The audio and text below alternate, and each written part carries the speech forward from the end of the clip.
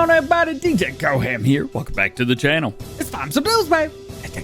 Today we got a pretty easy day for you. We got 78 mods on the testing list, and we've got 11 modders to talk about, including the TLX3500 crew cab. Ooh, let's check it out. Starting off today with the mod said testing, which is down to 78 mods on the list from the 89 that we had on Friday. Some notable mods on the first stage today include Case Puma 145 CVX Tier 3, Case IH Fast Riser 6161, and Chevrolet Brazil. Also in testing, we have the Fit 900 Favorite Vario, Gameplay Extension, and the Jam Factory. Rounding out the testing list for PC today, we've got the John Deere 5060 STS Series, John Deere 8R Series, and the Lamborghini Mach 230 VRT. Maps in the first stage of testing today include Araguaia Valley Map, Backroads County, Green Hills Estate, Lapacho Farm, Parambras Map, Renaboo, and Westbridge Hills 22. Moving over to console mods and testing, we've got the GL860 Multi-Planter, Kubota VS Pack Fertilizers, Seed Hog Pack, and of course, the TLX X52 enclosed trailer. Maps in console testing today include Stone Valley 22 and the Welker Farms map. Can't get any better than that.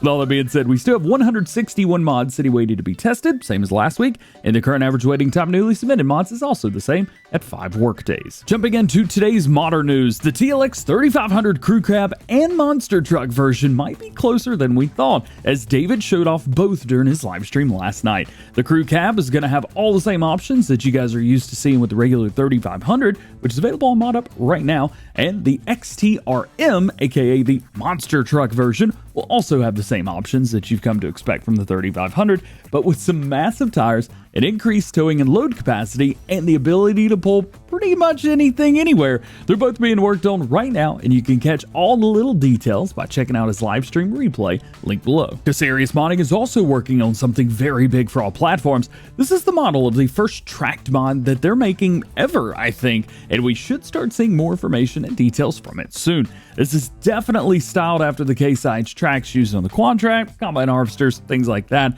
so likely safe to assume that it's something like that. Either way, stay tuned as I'll be bringing you guys more information once they've announced it. Keeping with the big mods, North Modding Company have officially sent off their 230 excavator for testing for all platforms. This new version of the mod has gotten some big upgrades from the FS19 version, including new color configurations with individual control of the arm, cabin, chassis, track, and upper part. We got new sounds, better driving and handling, thumb configs, rubber track pads, mirrors and wipers, hydraulic outtakes, which are currently just visible on this version, but they will be adding some with a later version with new attachments, configurations to choose from between lizard or no decals on there at all, the Gearstad quick coupler and bucket, which we talked about before, and the RPM increase when using the excavator arm. I know lots of you guys have been asking about this mod in the comments of previous videos, and I'm really happy to report that it is now with Giants waiting testing for the first time. JA Modding's John Deere 8000 series is also now with Giants for the first time awaiting testing, and we get to see some new screenshots of the headlight options, giving players the ability to choose between the old style like yellow halogen looking lights and the newer style white LED lights. He's also dropped a little demo of the tractor over the weekend over his Facebook page, which you should totally check out. That way, you can see all of the customization options for the mod as well as the specs. As always, link below. Keeping it going with mods that are off for testing, Hulse FS's GTF-26 Auger bin is also off for testing as well for all platforms. We first talked about this mod last week, but it's basically a grain bin that you sit on the side of your field, and it acts as an intermittent storage for grains and goods between the combine harvester and your semi-truck or trailer, whatever you're going to be hauling with.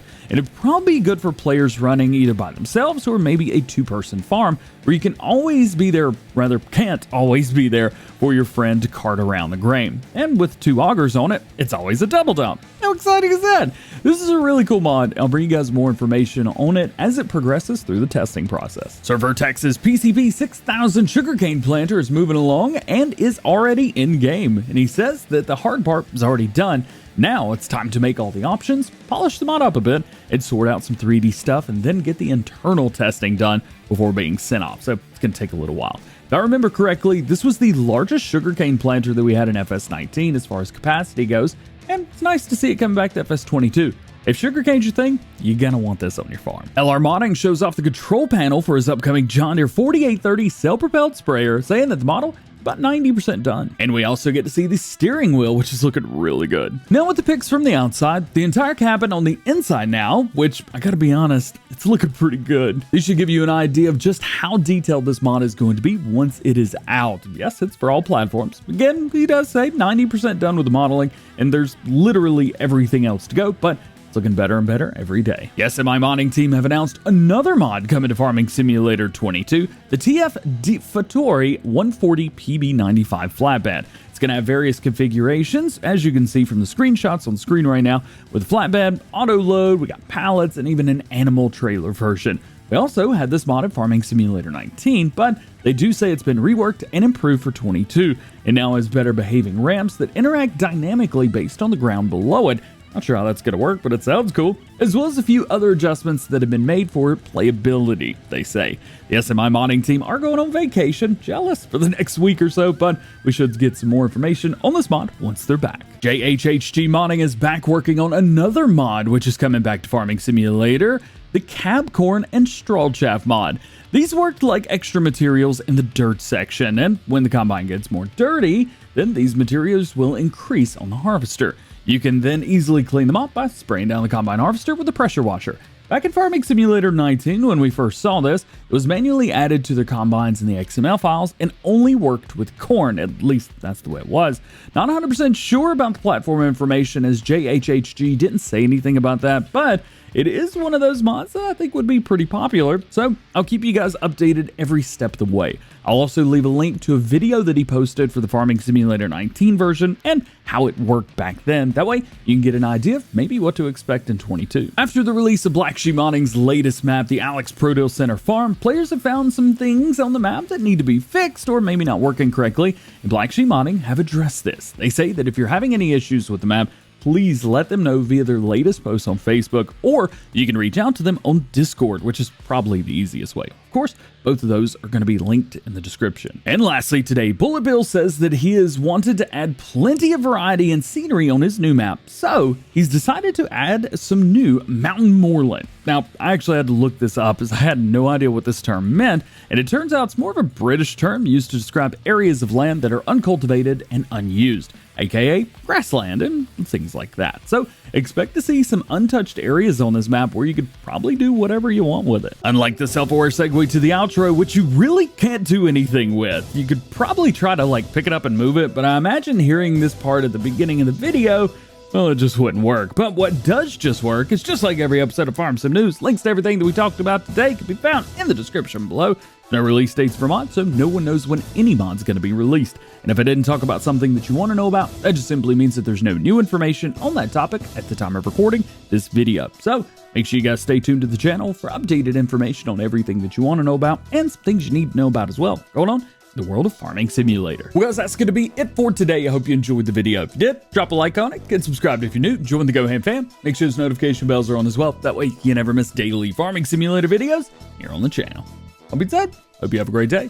We'll see you later. Peace.